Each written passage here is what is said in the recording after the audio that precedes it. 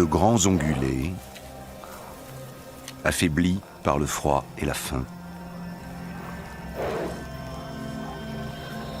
Des prédateurs comme le loup qui profitent de leur faiblesse. Voilà tout ce dont l'aigle royal a besoin pour passer l'hiver. Les régions qui abritent encore ces animaux sont idéales pour le rapace.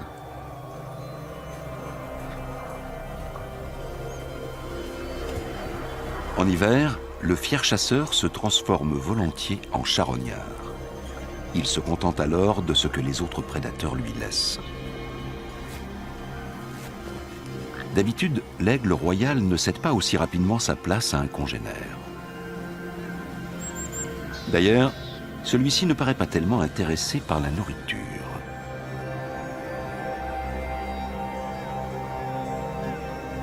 Il semblerait en effet que les gros volatiles aient tout autre chose en tête en ce moment. Ah, l'amour! Bien des semaines avant que la neige ne se mette à fondre, la glace se brise entre les partenaires.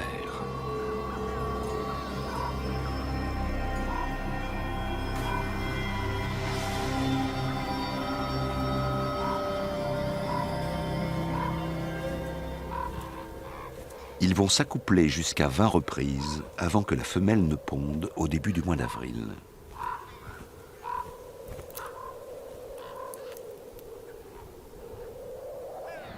Tout cela est bien beau, mais il faut penser à se nourrir. Ce cadavre de femelle élan tombe à pic. Une grosse charogne comme celle-ci n'aura pas échappé à l'œil de l'aigle, capable de repérer une souris à 400 mètres.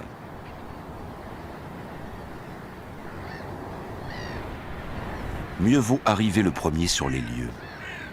Il peut ainsi s'assurer des meilleurs morceaux et des plus gros, à condition que personne ne vienne l'interrompre. Car avant d'accéder à la chair si prisée, il faut percer l'épais pelage hivernal de l'élan. L'aigle y perd un temps précieux.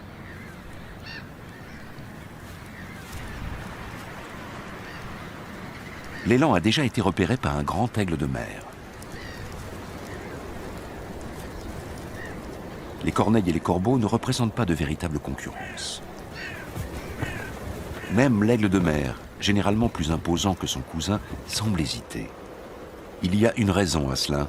Chez les deux espèces, les mâles sont plus petits que les femelles.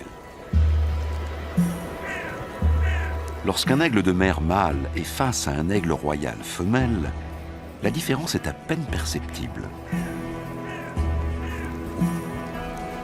Et elle ne suffit pas à inspirer le respect.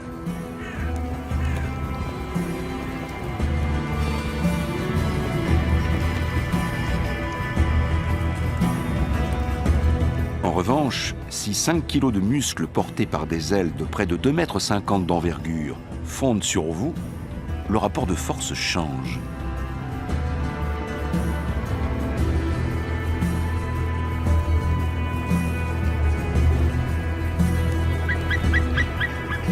Le grand aigle de mer femelle est le plus grand rapace d'Europe. Sur les côtes de l'Atlantique Nord, l'aigle royal doit partager son territoire avec son rival.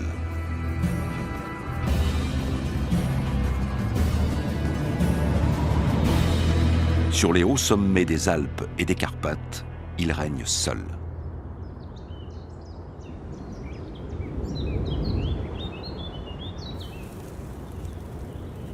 En altitude aussi, le printemps finit toujours par arriver.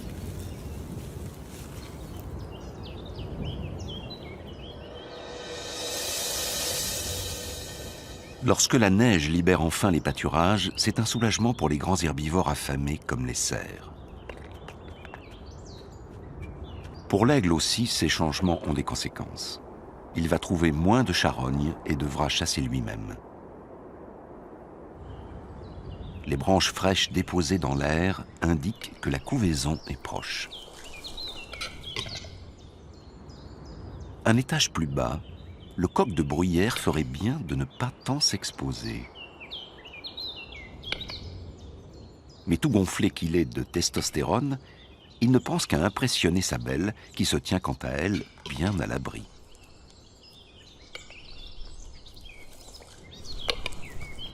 En fin de compte, même chez le coq, la prudence finit par l'emporter.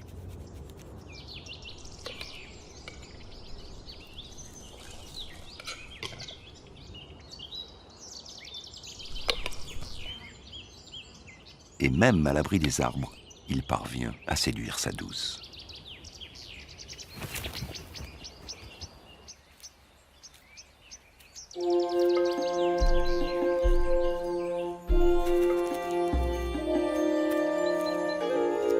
Le campagnol des bois doit aussi se méfier des aigles. La couche de neige sous laquelle il se cache en hiver aura bientôt disparu.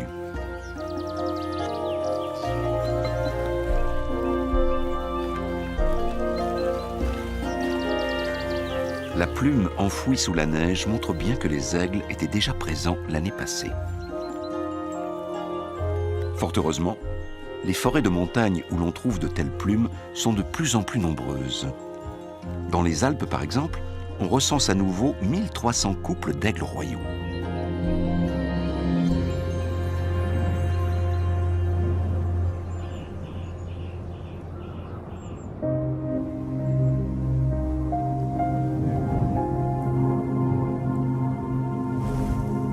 Ce duvet aussi est la preuve que les aigles sont toujours plus nombreux.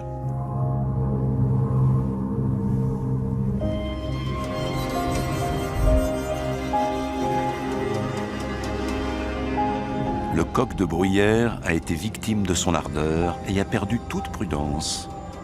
Même si, avec près de 5 kilos, il pèse presque autant que la femelle de l'aigle, cela ne le protège pas de ses attaques. L'aigle royal revient régulièrement vers sa proie et la dévore jusqu'à la dernière miette.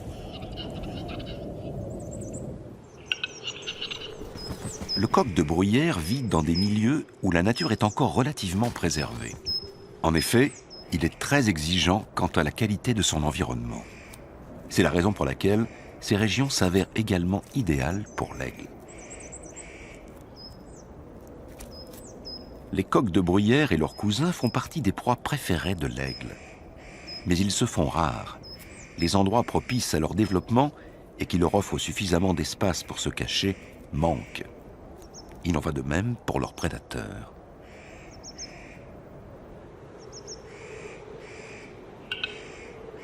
L'un comme l'autre sont venus s'installer dans la montagne bien malgré eux. C'est en fait le dernier endroit qui leur permet de trouver le havre de paix dont ils ont besoin.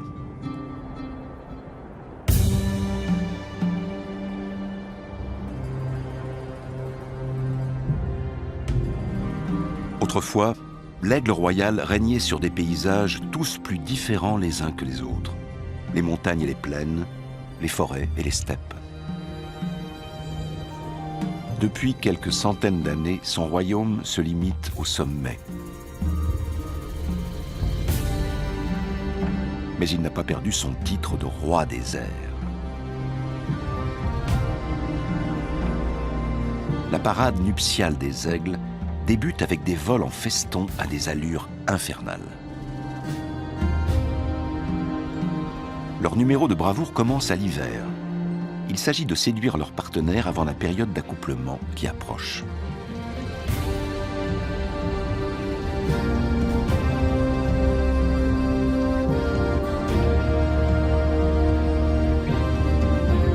Les montagnes de karst, qui alternent pics abrupts et surplombs rocheux, sont des endroits rêvés pour y installer l'aire la plus inaccessible possible. Et c'est précisément ce que cherchent les aigles.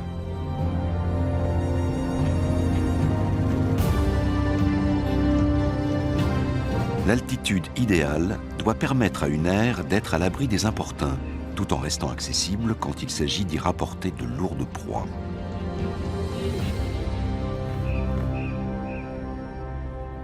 Une fois l'endroit déniché, le couple renforce ses liens, comme il l'a fait si souvent au cours des dernières semaines. Le mâle et la femelle vont passer toute leur vie ensemble, jusqu'à ce que la mort les sépare.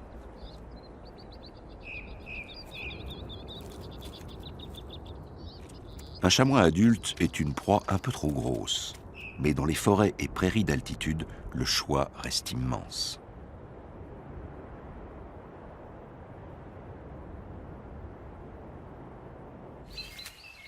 Un couple a installé son aire dans un vieux sapin.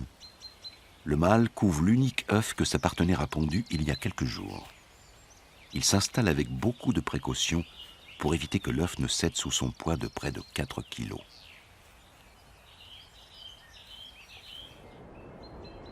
Les aigles ne sont pas les seuls à se retirer au fond des bois pour couver.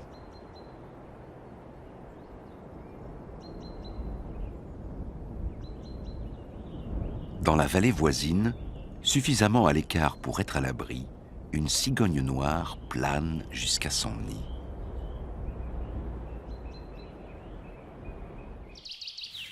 Il était temps qu'elle revienne à sa couvée. Les bois sont encore bien frais au printemps et les oiseaux doivent garder leurs œufs au chaud sans interruption, dans le nid comme dans l'air.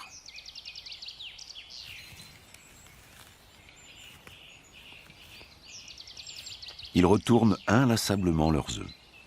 Peu importe leur différence, tous les oiseaux se livrent aux mêmes tâches au moment de couver.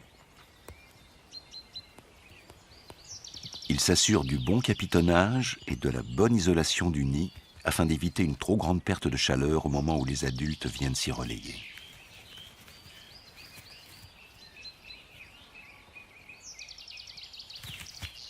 L'aigle royal, comme la cigogne noire, ne pondent qu'une fois par an. Cela rend la couvée d'autant plus précieuse. L'observation d'oiseaux en totale liberté nous renseigne sur certaines de leurs particularités. L'aigle mâle, reconnaissable à sa bague, échange régulièrement sa place contre celle de sa partenaire.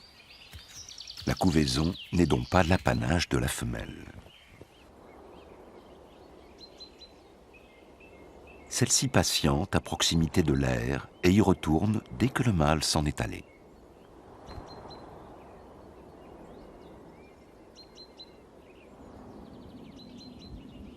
Ces changements convenus entre les parents garantissent à l'œuf une exposition minimale au froid qui règne au mois d'avril.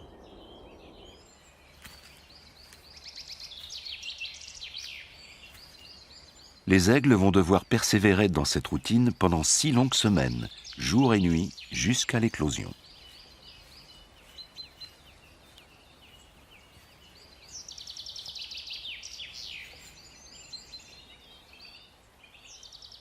La cigogne noire couve 1 semaine de moins. À l'étage du dessous, la chouette chevêchette est un peu en retard. Elle vient tout juste de terminer la chambre des petits. L'aigle royal a besoin d'espace. Le territoire d'un couple atteint souvent les 100 km². Ainsi, 2 aires peuvent facilement être éloignées de plusieurs kilomètres. Dans l'aire aménagée sur une corniche dans la falaise de Karst, les poussins ont éclos. Une couvée normale en compte 2 ou un seul, rarement 3. Dès le début, les petits sont couverts d'un duvet qui les protège du froid.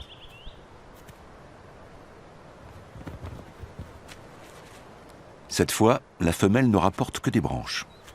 Même après l'éclosion, elle n'aura de cesse de consolider son nid. Ainsi, au fil des semaines, l'aire va être de plus en plus large et haute. Pendant ce temps, le mâle tente de repérer des proies. Lorsque les poussins sont encore très petits, la femelle passe le plus clair de son temps dans l'air et le mâle s'occupe de la chasse. L'attente n'est jamais très longue. Il a vite fait de débusquer une proie dans ces montagnes.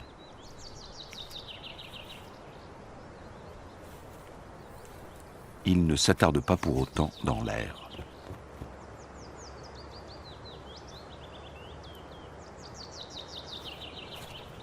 C'est le rôle de la femelle de nourrir ses petits avec la proie qui vient d'être livrée.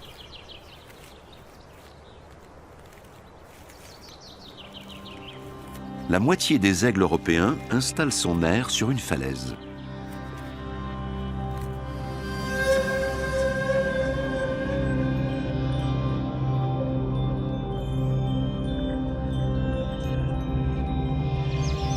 Les autres nidifient dans un arbre.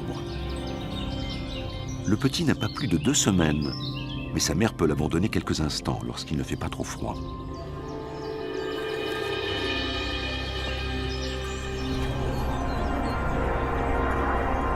Elle a quelques pigeons domestiques dans le collimateur. Il peut s'avérer utile d'aller rôder près des habitations.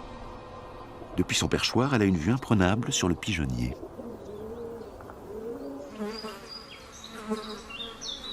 L'aiglon est harcelé par les mouches qui perturbent aussi le sommeil de la chouette.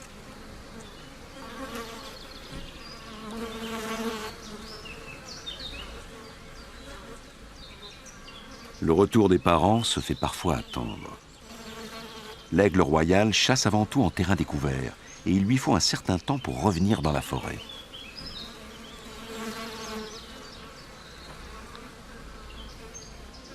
La femelle est toujours à l'affût.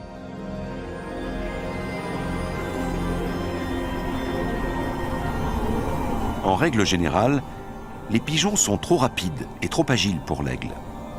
C'est pourquoi elle guette la présence éventuelle d'un animal affaibli ou inexpérimenté. Le mâle a plus de succès. Son pigeon est déjà presque entièrement plumé. Sa tâche est accomplie. Ici encore, c'est la mère qui, à son retour, s'occupera de nourrir le petit.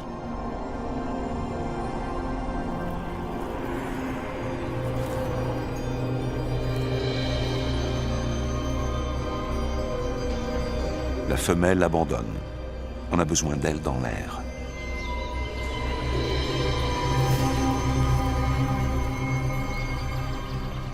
La présence du gros rapace inquiète la minuscule chouette chevêchette. L'oisillon mourrait de faim à côté de la proie sans l'aide de sa mère. Celle-ci découpe des portions adaptées à la taille du bec, même s'il lui arrive parfois de perdre le sens de la mesure.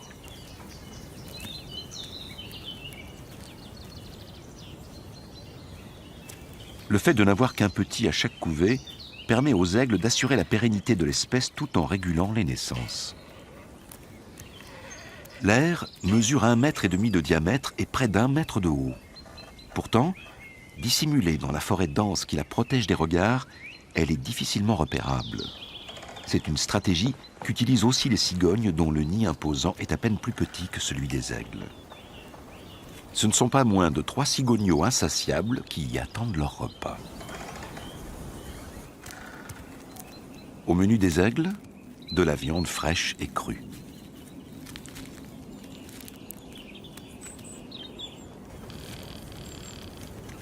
Chez les cigognes, du poisson régurgité. Les adultes rassemblent et transportent la nourriture dans leur gorge à tour de rôle. À l'éclosion, l'aiglon ne pesait pas plus de 100 grammes. Au cours des 10 prochaines semaines, il va multiplier son poids par 50.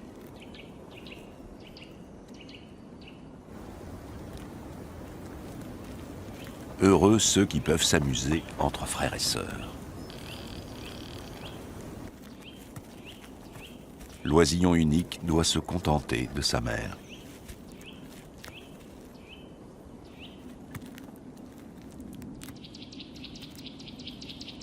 Les petits se becquent, comme lorsqu'ils mendient auprès de leurs parents. Mais cette fois, ce sera en vain. Lorsque l'après-midi fraîchit, la femelle doit réchauffer son petit qui n'est pas encore en mesure de réguler sa température.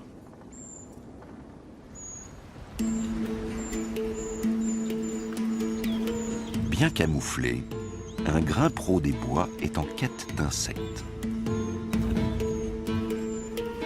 La chouette chevêchette ne l'a pas encore aperçue. Pourtant, c'est une chasseuse d'oiseaux redoutable, dotée d'une vue perçante. Le grimpero ferait bien d'être sur ses gardes.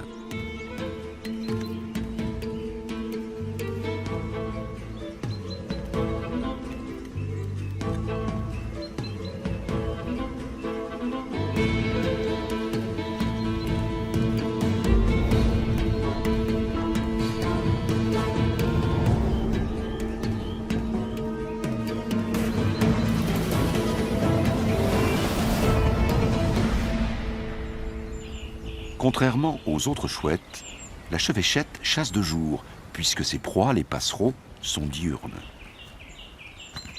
Il lui en faudra environ 200 pour subvenir aux besoins de sa couvée qui compte 7 petits.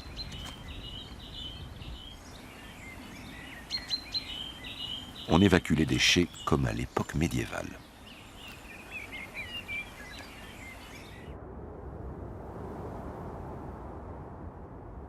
Lorsqu'elle transporte des charges lourdes, la femelle aigle utilise les courants ascendants avec beaucoup d'habileté.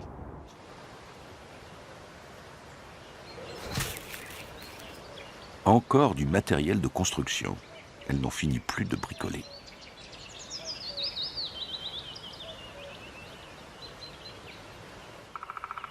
Il en va de même chez les cigognes. Les deux espèces utilisent le même nid pendant plusieurs années. Il paraît donc raisonnable de tenter de l'entretenir.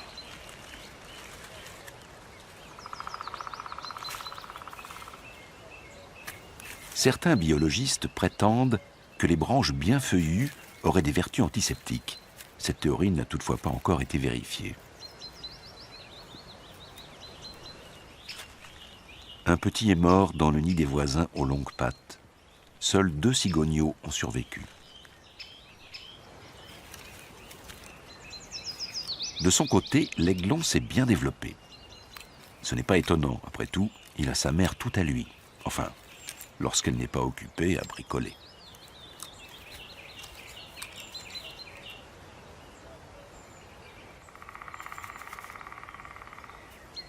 Chez les cigognes, les premières pennes et plumes tectrices apparaissent. Bientôt les petits feront honneur à leur espèce. L'aiglon ne porte toujours qu'un duvet, mais il en est déjà à sa 2e couche. Dans le nid des cigognes, un des adultes monte continuellement la garde. La femelle aigle, quant à elle, quitte l'air de plus en plus souvent. La nourriture rapportée par le mâle suffit à peine pour le petit. Il lui faut donc chasser aussi.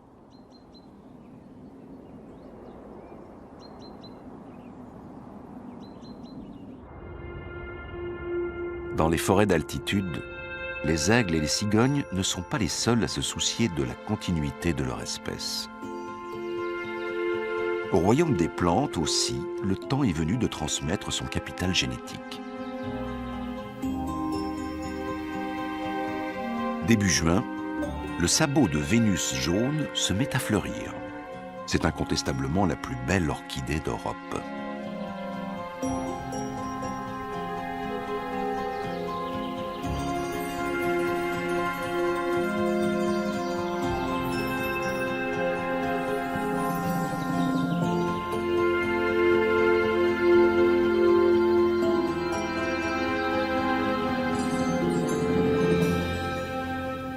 Ces plantes très protégées se font rares. Dans les endroits où elles fleurissent encore et où l'aigle royal nidifie, la nature est plus ou moins préservée. Pour le mâle, la chasse a été fructueuse, mais le petit est déjà rassasié. Dans le cas contraire, il se serait immédiatement mis à mendier.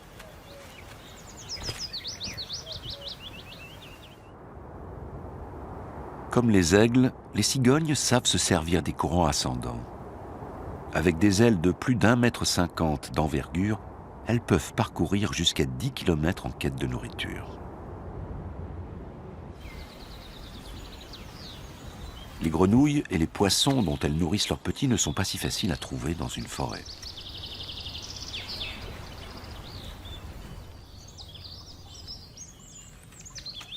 En tout, ce sont exactement 25 kg de viande que la femelle aigle va devoir apporter à son petit.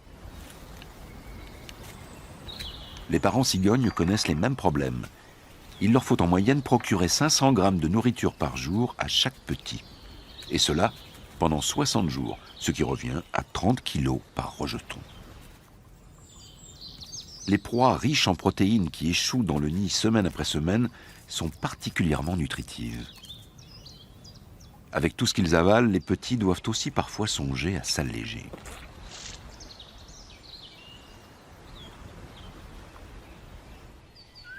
En conséquence, on voit pousser autour du nid des plantes avides de nutriments, comme les orties, que les déjections et les restes alimentaires finissent de fertiliser. cela convient tout particulièrement aux vulcains. En effet, la chenille de ce papillon se nourrit exclusivement d'orties.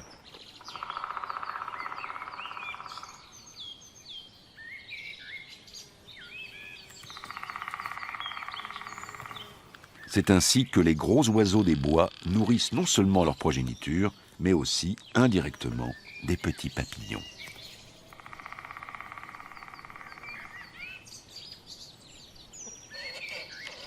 Après plusieurs semaines de grosse chaleur, un changement s'annonce.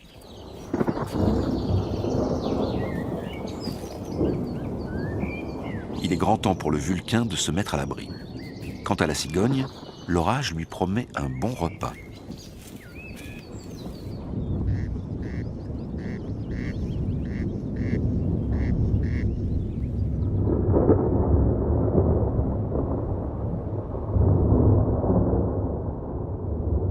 Rien n'empêche l'aigle royal de chasser, pas même une averse.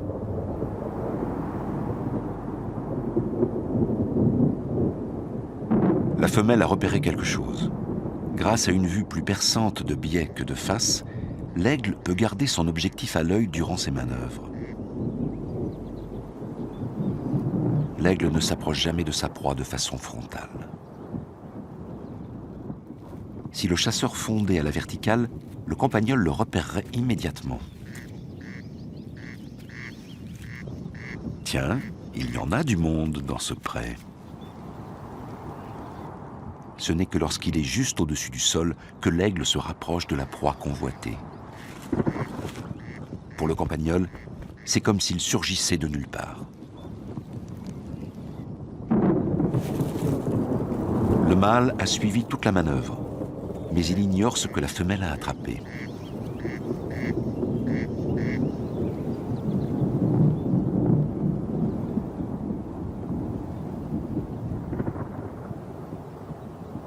Autant aller vérifier. Il restera peut-être quelque chose pour lui.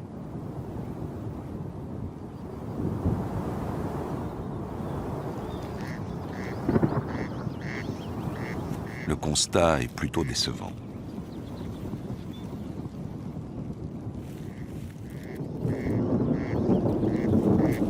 Le râle des genêts a été épargné pour cette fois.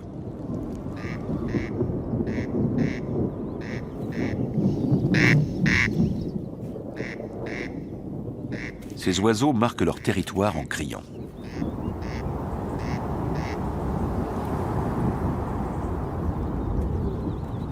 Râle des genêts, campagnols, les petits animaux font également partie des proies potentielles de l'aigle royal. Celui-ci se contente de ce qu'il trouve, avec une préférence certaine pour les animaux de taille moyenne, comme les lièvres, les marmottes, les volailles, voire les faons ou les petits chamois. L'orage approche. Les aiglons sont bien à l'abri dans l'air. La falaise les protège de la pluie et du vent.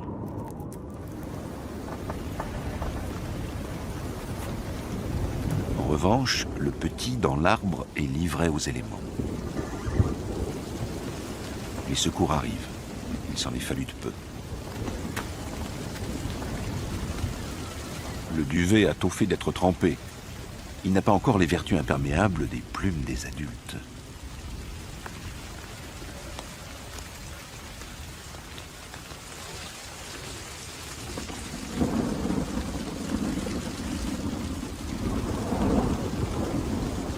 Le petit, qui a presque atteint la taille d'une poule, n'a plus vraiment la place de se tenir sous le ventre de sa mère.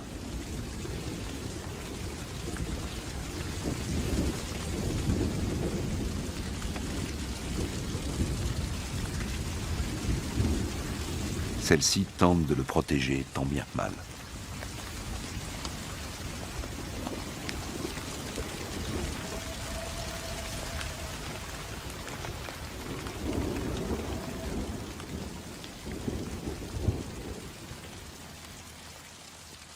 Mais même la plus terrible des averses a une fin.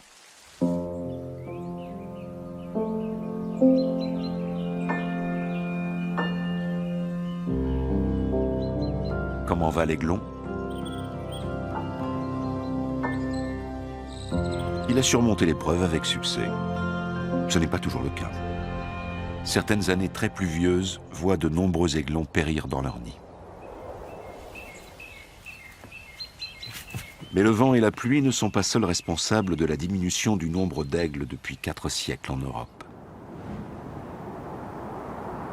Il y a 400 ans, les oiseaux de proie dominaient encore les airs sur presque tout le continent.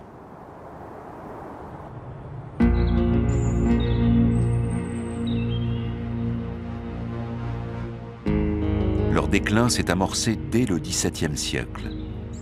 Ils ont d'abord disparu de la forêt de Thuringe et des monts métallifères, et le siècle suivant, du Harz et du Jura souabe. Peu de temps après, il ne restait plus d'aigle royal en forêt noire ni dans les fels. À la fin du XIXe siècle, le rapace avait aussi disparu des immenses forêts du Mecklembourg, de la Prusse orientale et du Brandebourg. Pour finir, les derniers aigles s'étaient retirés dans les montagnes les plus reculées d'Europe. Mais pourquoi ?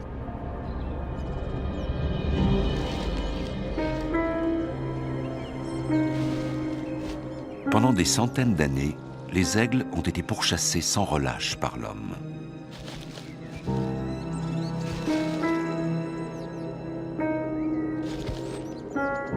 Le rapace était considéré comme le concurrent des chasseurs et l'ennemi des paysans et de ces animaux.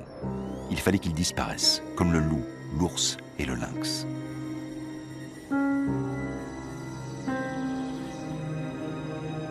Une prime à l'abattage était promise, même en Allemagne.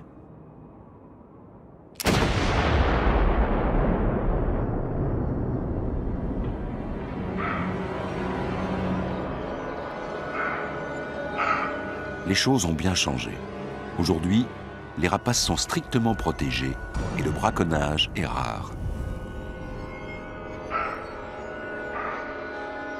Mais au lieu des aigles, ce sont les bûcherons qui ont envahi nos forêts. D'abord avec des haches et des scies, et ensuite avec des machines toujours plus grosses et plus performantes.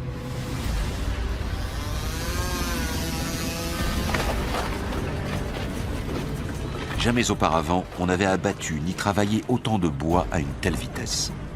Dans certains endroits, l'abattage a doublé en 10 ans. La forêt se transforme en une zone d'exploitation forestière.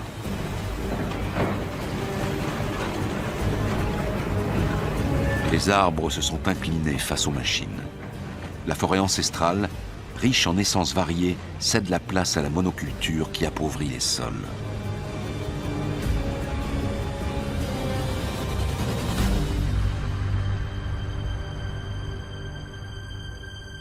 Avec la disparition des forêts millénaires, c'est l'ancien habitat de l'aigle qui est tronçonné.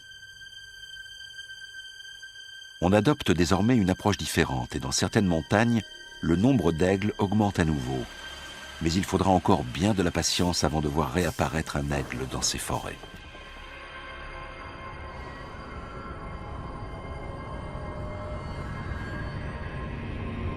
Privé de la plus grande partie de son immense empire d'autrefois, l'aigle s'impose aujourd'hui comme le roi des sommets.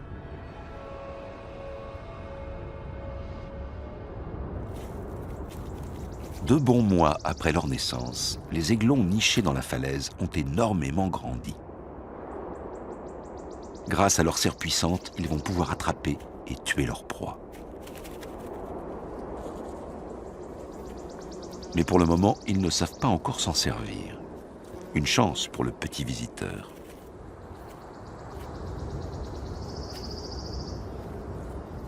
Mais ils s'intéressent déjà à tout ce qui bouge.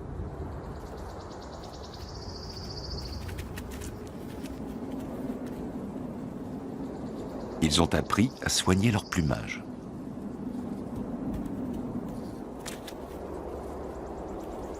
Le campagnol est irrésistiblement attiré par l'air. Les insectes sont nombreux à cet endroit, où les petits ont été nourris de viande pendant des semaines. Et si l'on cherche bien, il doit rester quelques graines dans la structure du nid.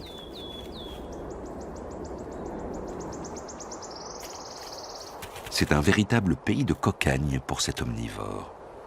Et pour l'aiglon qui ne s'est pas endormi en attendant le prochain repas, au moins, il y a un peu d'animation.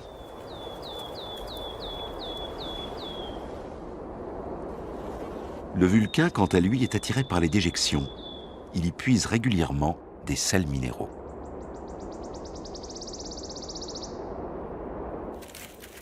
L'endroit est si accueillant que le campagnol élève ses petits juste sous l'air.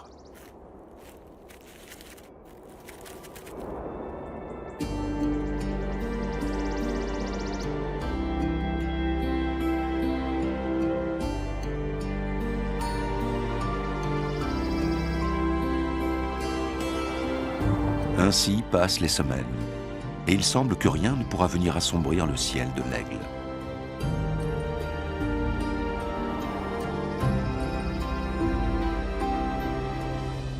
Mais dans les montagnes, les choses évoluent rapidement.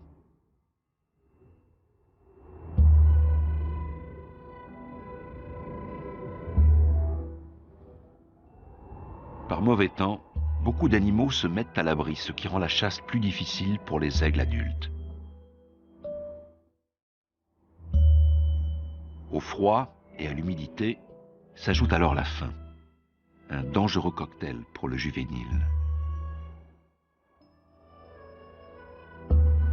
Sentant que la fin de son frère est proche, le deuxième aiglon précipite le dénouement fatal. Il ne fait que répondre à son instinct de survie. La montagne, sous ses airs de retraite idéale, a aussi ses côtés sombres.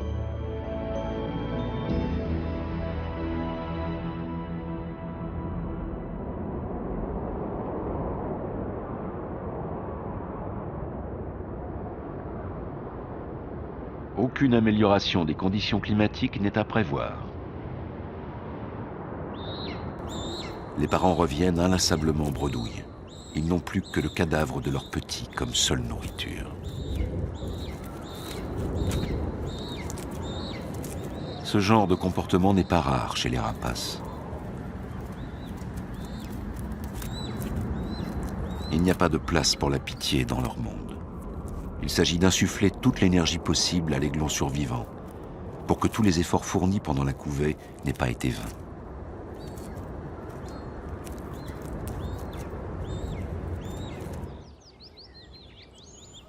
Il faudra attendre des jours avant que le temps ne s'éclaircisse.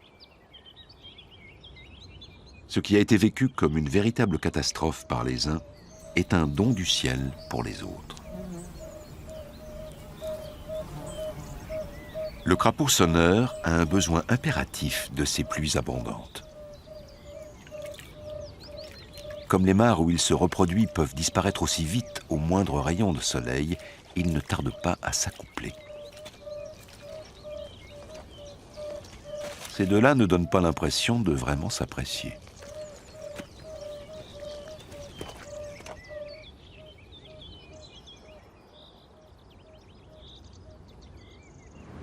Après 9 semaines passées dans le nid douillet, le temps est venu pour le juvénile de le quitter.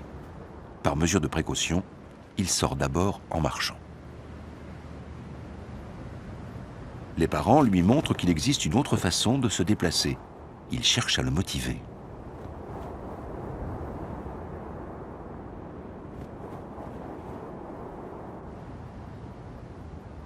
Il aimerait pouvoir en faire autant.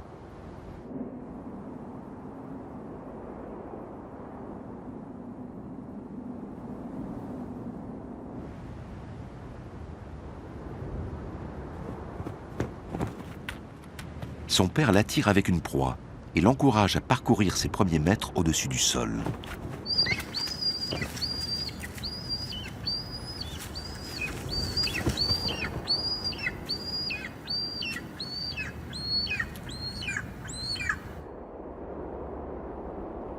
S'envoler vers la liberté et aller de l'avant.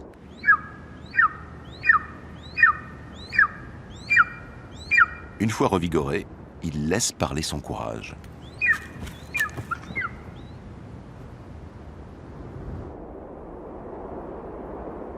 Pendant 5 mois environ, le juvénile va sillonner le même territoire que ses parents. Pour de nombreux jeunes animaux, commence à présent le temps de l'exploration. Au fond d'un terrier, une portée de jeunes renards somnolent.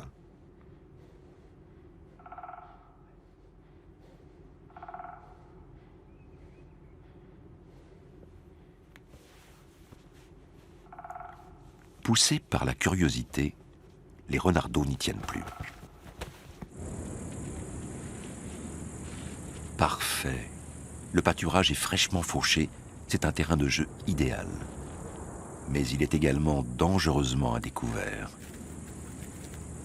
La scène n'a pas échappé au couple d'aigles. Une telle aubaine, avec de jeunes renards inexpérimentés, ne se présente pas si souvent.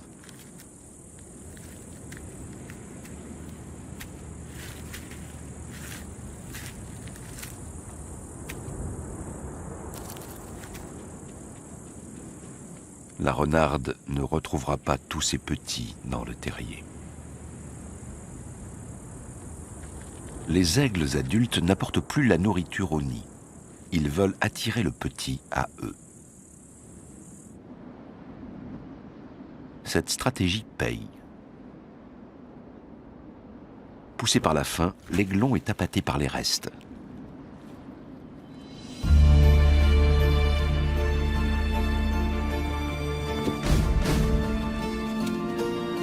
Lorsque les gros oiseaux ont disparu, c'est au tour des petits, comme ce jet, de venir se servir. Rien ne se perd.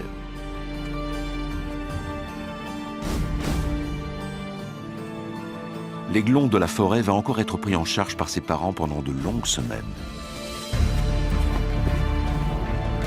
Il va apprendre à se servir du vent, à chasser et, en hiver, à dépister les prédateurs et les restes de leur proie.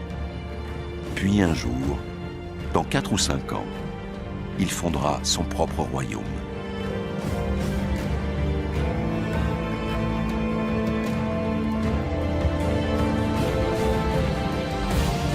Les cigogneaux aussi s'élèvent dans les airs. Ils vont bientôt migrer vers le sud et reviendront l'année prochaine auprès de ceux qui sont devenus, bien malgré eux, les rois des sommets.